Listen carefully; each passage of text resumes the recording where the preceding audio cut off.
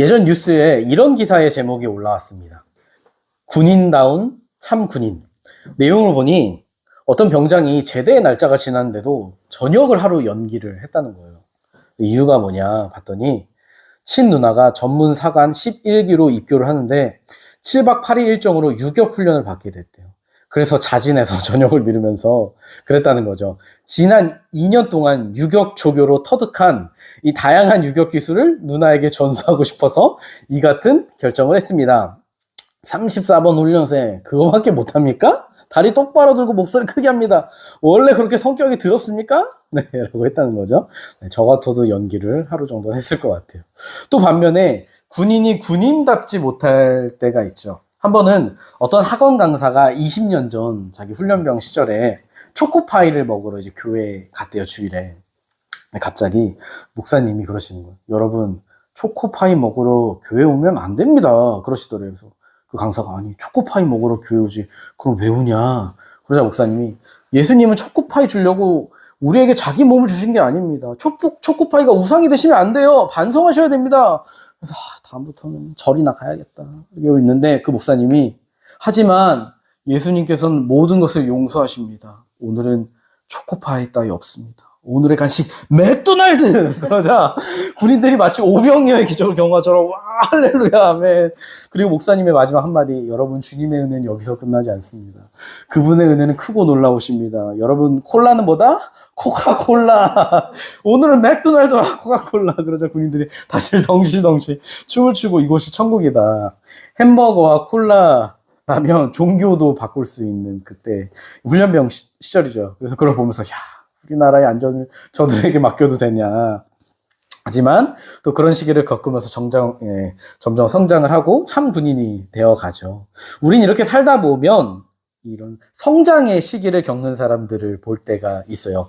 오늘 본문에서도 자기 정체성을 찾아 이렇게 성장통을 겪는 사람들이 있었다고 합니다. 바로 빌립보 교회죠. 한번 우리 27절 말씀 같이 읽어보도록 하겠습니다. 시작! 오직 너희는 그리스도의 복음에 합당하게 생활하라. 이는 내가 너희에게 가보나 떠나 있으나 너희가 한 마음으로 서서 한 뜻으로 복음의 신앙을 위하여 협력하는 것과 아멘. 지금 바울이 빌립보 교인들에게 뭐라고 편지하냐면 너희는 그리스도의 복음에 합당하게 생활해라. 여러분 복음에 합당하게 생활하는 게 뭘까요? 네, 제가 대답하겠습니다. 여기서 생활하다라는 단어는 폴리티오마이라고 해서 여러분 혹시 폴리스란 말 아세요? 경찰 말고 옛날 고대 폴리스 도시.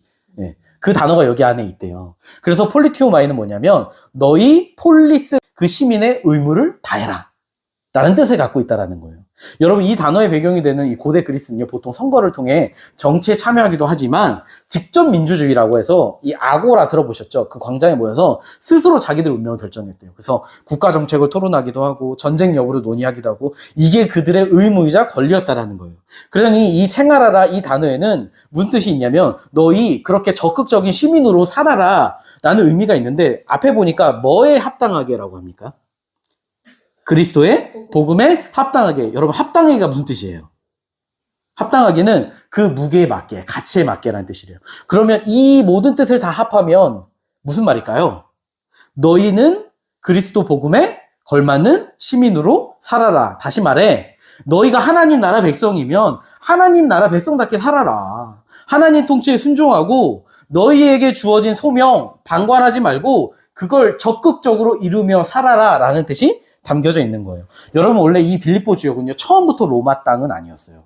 근데 로마가 딱 이 도시를 점령하고 빌립보와 그 주변 도시를 딱 살펴보니까 상태가 안 좋아요.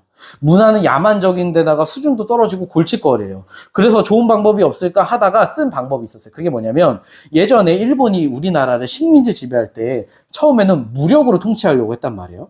그러다가 안 되니까 쓴 방법이 뭔지 아세요? 문화 통치. 그래서 뭘 하냐면 성을 바꿔요. 일본식으로. 한글 쓰지 마. 일본어를 쓰게 하고 일본 문화를 들여와요. 왜요? 그 민족의 문화에는 그 민족의 정체성이 담겨져 있으니까. 그래서 그게 없어지면 한 세대만 지나도 다른 세대가 돼버리는 거잖아요. 근데 이 로마도 그랬어요. 야, 우리 이 빌립보를 리틀 로마로 만들자. 그래서 은퇴한 군인들로 하여금 이곳에 정착시키고 이 로마의 행정과 사법 체계를 그대로 옮겨놓고 뭘 주냐? 로마 시민권을 줬대요. 여러분 오늘날 전 세계에서 사람들이 가장 갖고 싶어하는 시민권이 어디 시민권이에요? 대한민국? 미국이죠. 한 번은 어떤 남자가 미국 시민권이 있는데 포기하고 군대에 왔다는 거예요. 다들 너 왜 그래? 미쳤어? 이러고 있는데 하는 말이, 여자친구 아버지가 자기 군대에 안 갔다 온 사람은 사위로 맞을 수 없다. 그래서 왔습니다! 그래서 다들 멋있다. 근데 얼마 있다 헤어졌어요. 여자가 바람이 나서. 그래서, 야, 이거 어떻게 포기한 거 복구가 안 되냐. 왜요? 미국 시민권, 오늘날 돈 주고도 사기가 힘들죠. 엄청난 특혜와 권리와 나라의 보호를 받는. 근데 여러분, 이 당시도 그랬어요. 그래서 이 빌립보 지역에 사는 사람들은요, 늘 자부심이 있었어요. 우리는 뭐다? 로마 시민이다. 야, 너희들 같은 야만인들하고는 문화 수준이 달라. 그래서 그런 배경 속에 사는 이 빌립보 교인들에게 바울이 그러는 거예요. 얘들아, 이 땅이 언젠가 사라질 저 나라의 시민권도 그렇게 자부심 가지고 저렇게 맞게 사는데 우리는 복음의 시민권 가진 거 아니야? 하나님 나라의 시민권 가지고 있는 거 아니야? 그러면 저들보다 나아야 되지 않아? 그리스도인이면 거기에 맞게 살아야 되는 거 아니야? 라고 하는 거예요. 그러면 여기서 그리스도인답게 복음에 맞게 사는 삶이 뭐냐? 27절에 보면, 다시 보면, 첫째, 뭐가 있냐면, 너희가 한 마음으로 서서 한 뜻으로, 뭐 하래요? 복음의 신앙을 위하여 협력하는 거래요. 여기서 반복되는 단어가 뭐예요? 하나. 하나하나. 여러분, 왜 바울이 이렇게 한 마음, 한 뜻을 강조했을까요? 제가 옛날에 빌립보서 처음 설교할 때 그 얘기를 했어요. 이 당시 이 빌립보 교회는 여성 리더의 활약이 대단했다. 그래서 4장에서 유오디아와 순두계라는 여자 2명이 나오는데, 근데 문제는 이 둘을 중심으로 뭐가 있었다? 파벌이 있었다는 거예요. 이유는 모르지만. 그래서 빌립보 교회가 나뉘어져 있었다는 거죠. 여러분, 사실 사람들이 여러 명 모이면요, 생각도 다르고 호불호도 다르고 그럴 수 있어요. 한 가족이어도 다 다르잖아요. 근데 세상은 그런 경우가 어떻게 해요? 팔을 나누죠. 편을 나눠요. 인터넷에 보니까 자기 엄마가 주부를 하시다가 50대에 간호조무사를 합격하시고 나서 이비인후과에 취업을 했는데, 거기 이제 여자 간호사가 3명 있더래요. 근데 이 3명이 엄마를 왕따 시키더래요. 나이도 많고, 우리는 간호사인데 너는 간호조무사 아니냐. 말도 안 걸고 밥도 같이 안 먹는. 여러분, 회사에서도 보면 뭐 누구 라인이다, 누구 파다, 이게 나뉘어진 게 얼마나 많아요. 세상은 원래 그래요. 자기 이익에 따라 많은 사람들끼리 뭉치고 편을 가르고. 근데 문제는 그 세상의 가치관이 지금 어디에 있어요? 교회에 있었다는 거죠. 여러분, 요새도 보면 어때요? 교회에서도. 너 나와 생각이 달라? 그럼 어때요? 같이 기도하고, 성경은 거기에 대해 뭐라고 할까? 예수님이라면 어떻게 하셨을까? 고민하나요? 아니요. 선을 긋죠. 넌 내 편이 아니야.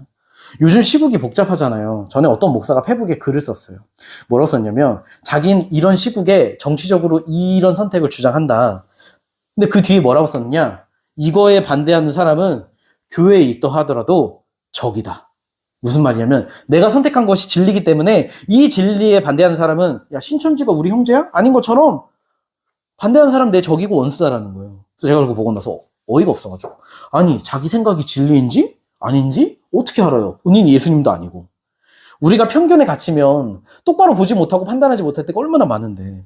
그리고 자기와 생각이 다르다고 적이다? 여러분, 바울이요, 다메섹으로 그리스도인들 잡으러 가다가 환상 중에 예수님 만나잖아요. 근데 예수님께서 그러세요. 바울아, 너 왜 나를 핍박하느냐? 근데 여러분, 이상한 건요, 바울은 예수님을 핍박한 적이 없어요. 예수님을 믿는 사람들을 핍박했지. 근데 예수님 뭐라 하세요? 왜 나를 핍박하느냐? 무슨 말이냐? 그리스도인과 자기를 동일시 여겨요. 그래서 그들을 박해한 것이 나를 박해한 거다. 그러면 아까 그 목사는 누구를 적으로 돌리고 있는 거예요? 예수 그리스도를 적으로 돌리는 거예요. 근데 여러분, 더 웃긴 건, 사실 우리는 말은 그렇게 표현하지 않지만 행동을 그렇게 얼마나 많이 해요.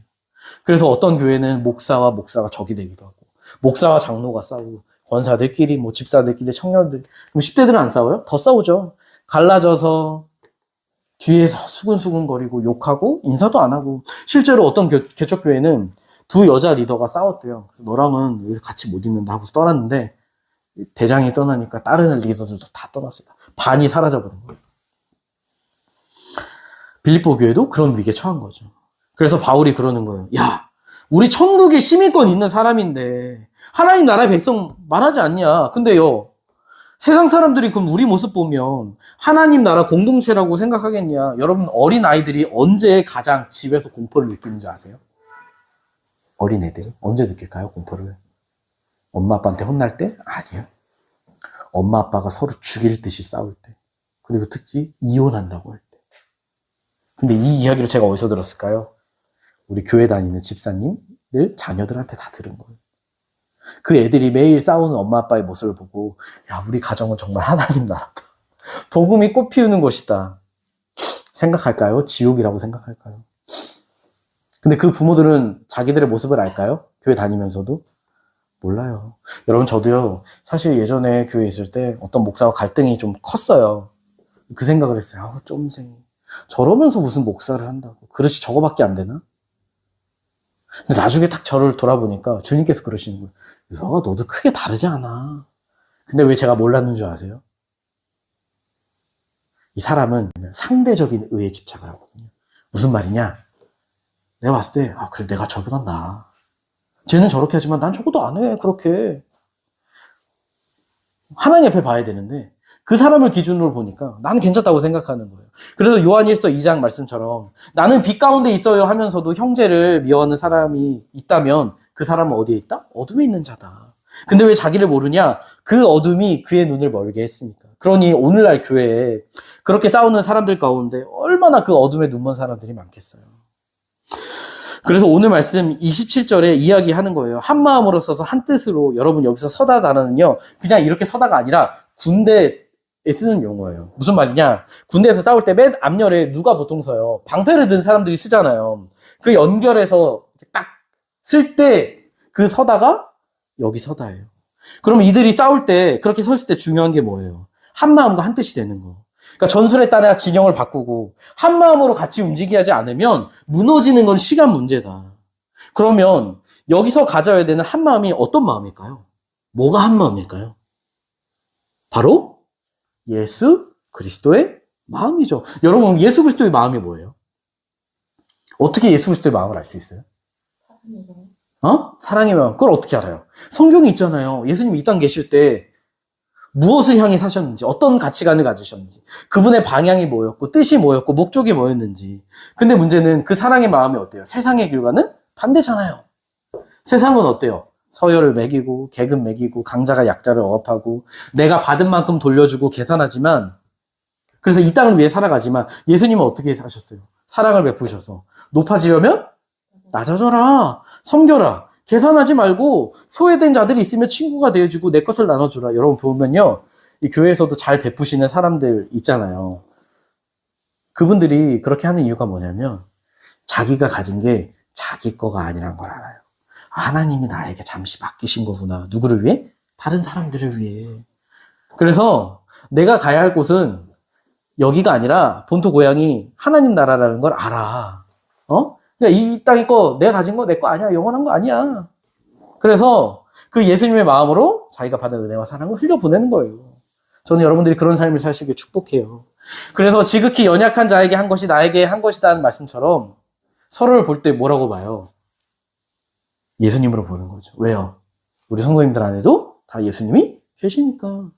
예수님 대하듯이 섬기는 거. 그게 예수님의 마음 아니에요, 여러분? 그래서 오늘 본문의 한 마음, 그 예수님의 마음을 가져라. 이 말은요, 다시 더 쉽게 얘기하면 뭐라고 하냐면, 너희들 예수님을 닮아가라. 여러분 자녀는요, 부모를 닮게 돼 있어요. 사연을 어떻게 인터넷에 보면 간혹 아빠들 중에 자녀를 의심하는 경우가 있어요. 왜냐면 애기가 자기를 안 닮았대요. 혈액형도 이상한데 확인을 해보면 두 가지 케이스가 있어요. 첫 번째, 애가 병원에서 바뀐 거예요. 실제로 그런 경우도 있대요. 최근에도. 둘째, 아내가 바람을 펴서 나온 거예요. 저희가 예담 예찬이랑 저는 엘리베이터 타는데 어떤 아줌마가 그러세요. 얘 첫째 예담이는 엄마 닮고 예찬이는 아빠 닮았네요. 그랬더니 옆에 있던 아저씨가 툭 치면서 그런 말 함부로 하는 거 아니야? 여러분, 애들 보면요, 저희 그 부부의 어린 시절과 많이 닮았어요. 자녀는요, 부모와 닮음으로써 자식인 게 증명이 돼요. 여러분, 그럼 우리가 하나님 자녀고 백성인 거 어떻게 증명돼요? 내가 구원받은 거 어떻게 알아요? 말하면 알아요? 아니요. 내 성품과 삶이 예수님을 닮아가고 있냐? 물론 어제와 오늘이 크게 다를 수 있진 않죠. 근데 일주일 전 나와 지금 또 비슷할 수 있어요. 근데 1년 전 나와 5년 전 내가 다르지 않다? 그럼 뭘 해봐야 돼요? 친자 확인해봐야죠. 내가 믿는 예수님이 성경에서 말하는 예수님 맞나? 아니면 내가 원하는 예수님 믿고 있나? 내가 하나님의 자녀 진짜 맞나? 점검해봐야죠. 그리고 둘째로 뭘 점검해야 돼요, 그러면은. 내가 예수님의 자녀는 맞는 것 같아. 그럼 뭐예요? 둘째로 그러면 내가 내 삶에서 그 예수님과 참된 교제 가운데 있는가? 예수님의 사랑 안에 거하고 5절보다 오늘 더 예수님 알기를 구하고 그래서 그 주님과의 친밀함 안에 머물고 있는가? 왜요? 예수님 닮는 건 내가 예수님을 닮아야지 이렇게 살아야지 노력해서 되는 게 아니니까. 여러분 어떻게 해야 우리가 예수님을 닮아갈 수 있어요? 아는 만큼 예수님의 영광을 보는 만큼 우리는 닮아가게 돼요. 왜요? 성경에 많은 우리 선배들이 그랬잖아요. 여러분 우리가 주님 앞에 서야 내 안에 선한 게 없는 게 보일 거 아니에요. 그래야 겸손해지죠. 교만한 사람도 주님 앞에 서야.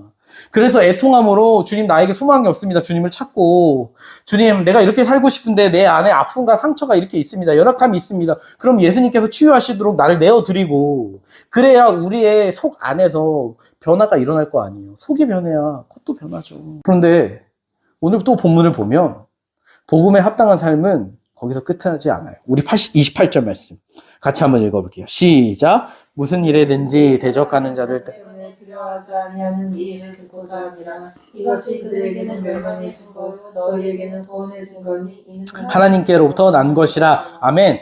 복음에 합당하게 사는 삶은 또 뭐예요?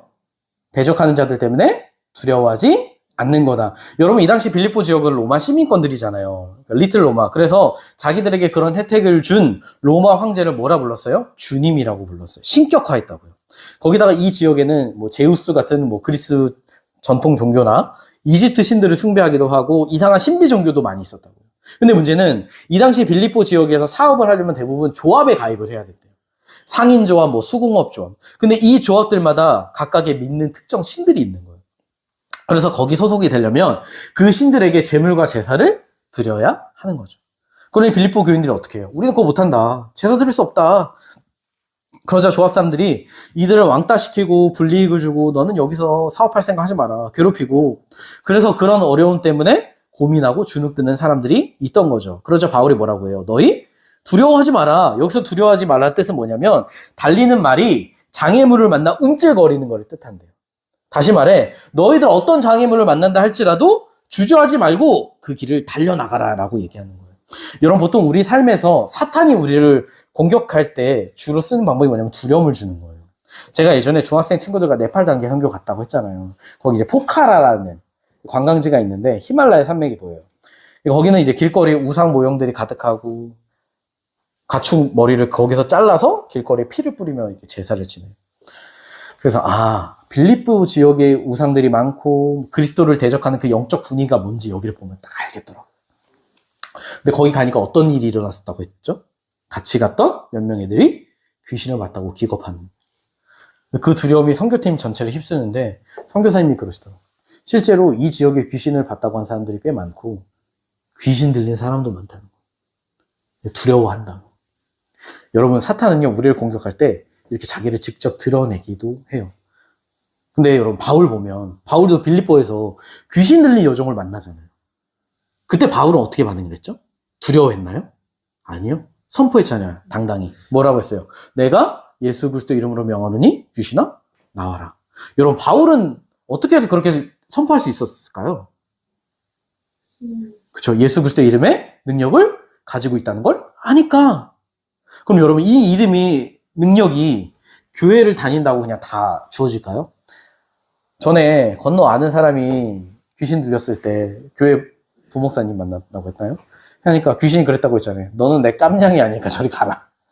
여러분 목사라고 해서 다 그 권세가 있는 게 아니에요.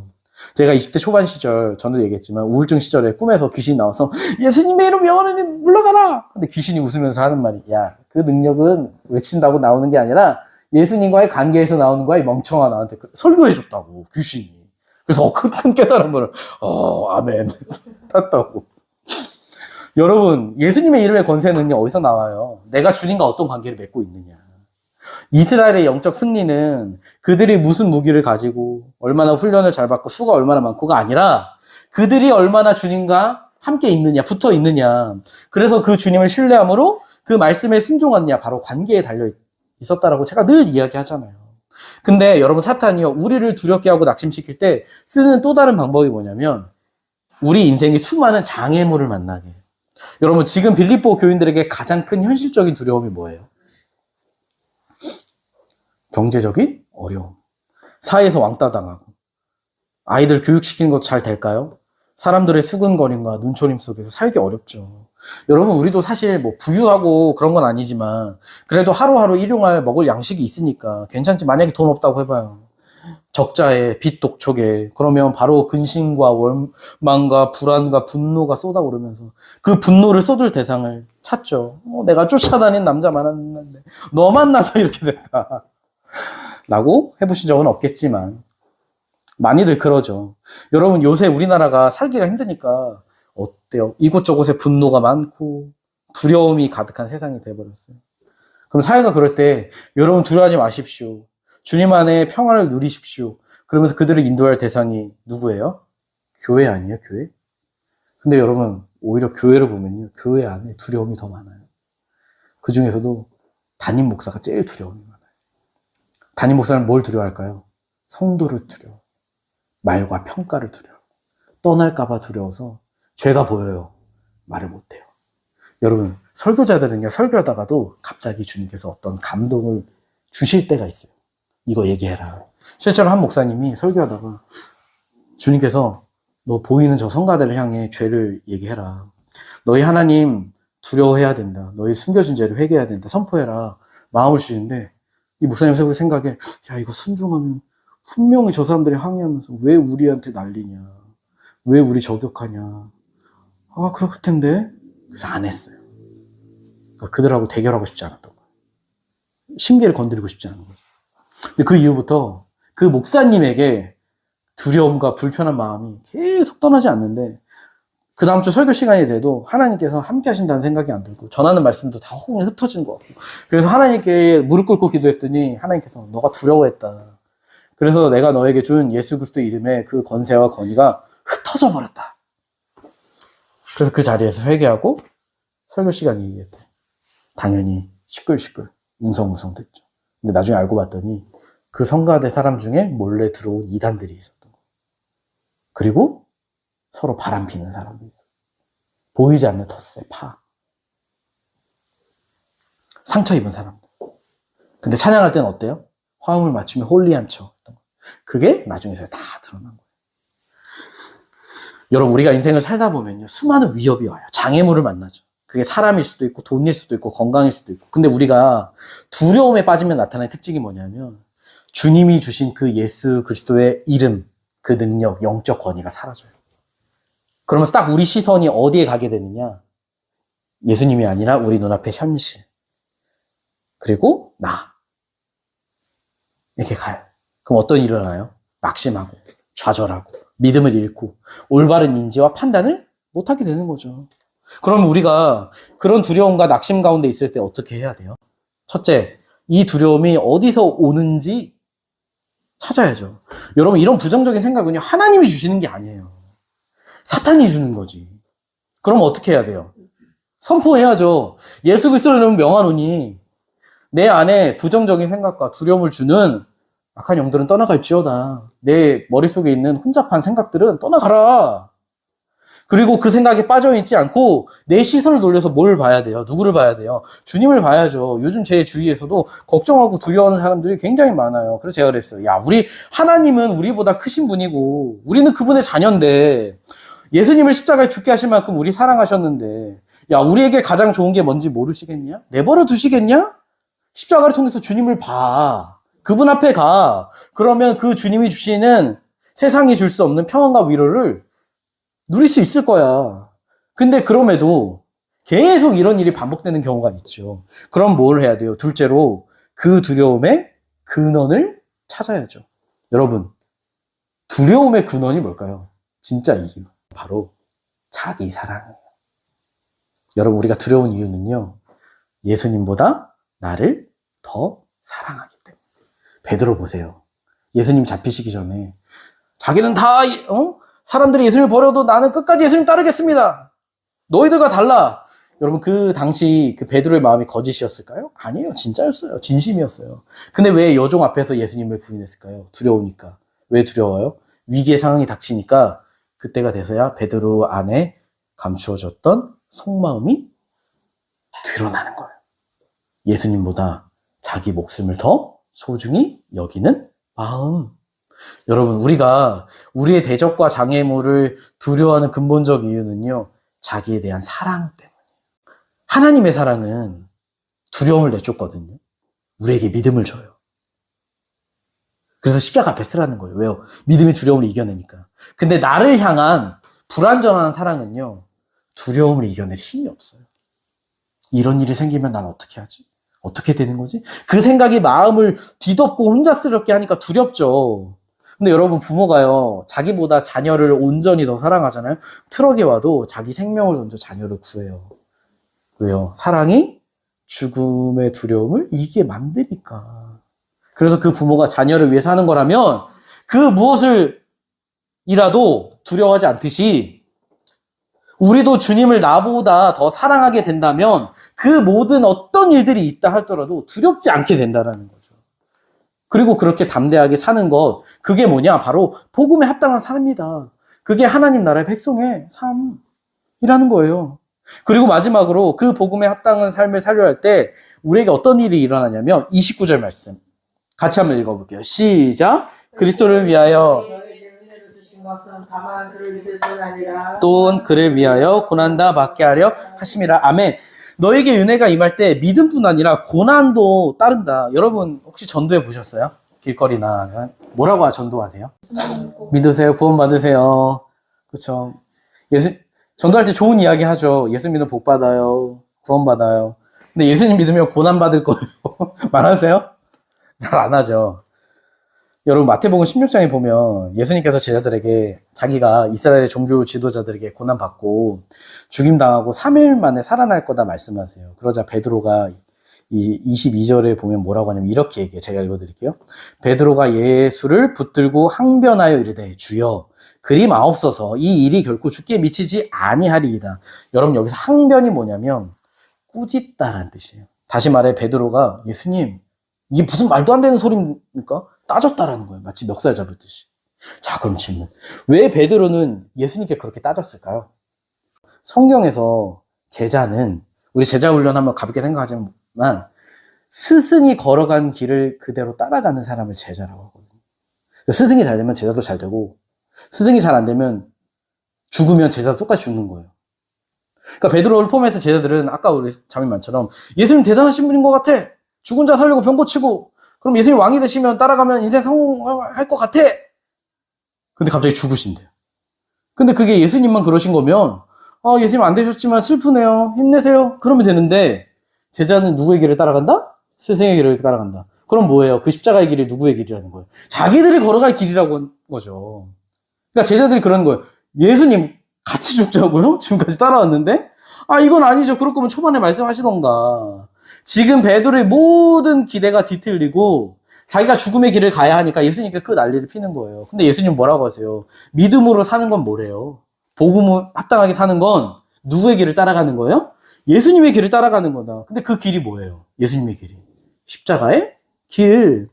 여러분 십자가의 길에서 십자가를 누가 메고 가요? 십자가에서 죽을 사람이 십자가 메고 가잖아요.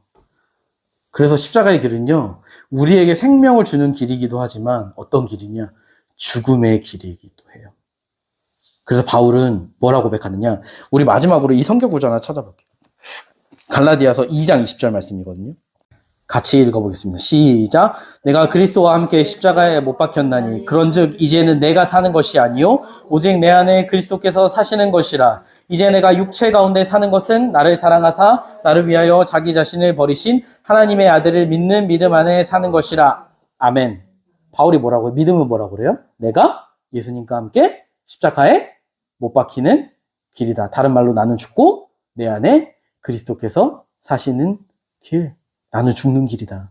여러분, 우리가 십자가의 길 걸을 때 예수님을 사랑해서 진짜 내 목숨을 포기하잖아요? 그러면 우리를 그분이 책임지신다는 그 확신 속에 더 이상 우리에게 고난이 문제가 되지 않는데. 왜요? 이제 내 삶은 더 이상 내 거가 아니라 누구 거예요? 주님 거잖아요. 예수님이 우리를 값주고 사셨으니까 우리 인생은 우리 거가 아니라 주님 거라고요. 그러니까 우리의 남은 인생의 목적은 뭐예요? 그죠? 주님 안에서 주님을 사랑하고 순종하고 그 십자가의 길 따라가는 거. 그러면 주님이 우리 인생을 책임져 주시죠. 여러분, 요한복음 1장에 예수님을 빛이라고 해요. 그래서 그 빛이 세상을 비추는데, 그럼 여러분 희한한 게 세상에 빛이 비추면 다들 빛을 좋아해야 되는 거 아니에요? 근데 세상이 어떻게 반응해요? 영접하지 않죠, 빛을. 싫어해요. 왜 싫어했을까요? 세상은 어둠이니까. 어둠이 어둠끼리 있을 때는 자기들이 어두운지 몰라요. 근데 빛이 자신들의 어둠을 폭로하니까 싫어하는 거예요. 그래서 예수님이 오셔서 종교 지도자들의 어둠을 밝히시고 드러내시니까 어떻게 그들이 반응해요? 예수님을 죽이려고 하죠. 실제로 죽였죠. 그래서 예수님이 우리에게 뭐라 하세요? 너희가 세상에 속해 있었다면 세상이 너희를 사랑했겠지만 너희가 내 안에 속해 있다면 미움을 받을 거다. 여러분은 어떠세요? 지금 세상에 미움을 받고 계세요? 만약 내가 세상 속에 살면서 세상으로부터 사랑을 받는다면 두 가지 중 하나래요. 첫째, 내가 정말 예수님의 마음으로 그 예수님의 길을 따르면서 희생하고 섬기고 나누고 베풀고 그래서 세상을 초월한 천국의 삶을 살거나 아니면 두 번째로 세상과 다를 바가 없는 무늬만 썬데이 크리스천 내 삶을 살거나. 여러분이 어떠신지는 주님 앞에 한번 대답을 해보셨으면 좋겠어요. 저는 사랑하는 우리 함께 걷는 교회 성도님들의 인생에 그 복음에 합당한 삶이 회복되기를 소망해요. 여러분, 매일 우리 삶에서 예수님과의 그 관계 속에서 그분을 탁 누리면요, 예수님의 마음이 우리 가운데 부어지고 우리 매일 하루하루가 그분의 성품과 삶을 닮아가고, 그러니 다른 사람을 어떻게 여겨요? 또 다른 예수님으로 여기고 사랑을 흘려보내고. 그래서 저는 이번 한 주 살아가실 때 여러분이 정말 주위에 연약한 자가 있으면 마음으로 말고 실제적으로 하나씩 도와보셨으면 좋겠어요. 아무런 대가를 기대하지 말고. 물론 우리가 그렇게 예수님의 길을 따라가고 베풀고 십자가의 길 걸어도 우리 인생 앞에는 수많은 장애물과 두려움이 찾아와요. 그때마다 우리가 해야 될 거, 예수님 바라보며 나보다 주님을 더 사랑하기 원합니다. 내가 예수님과 함께 십자가에 못 박혀 이제 나는 없고 오직 예수 그리스도 뿐입니다. 그 고백을 할 때 두려움을 이겨낼 수 있는, 주님을 신뢰할 수 있는 삶을 살 수 있다는 거죠.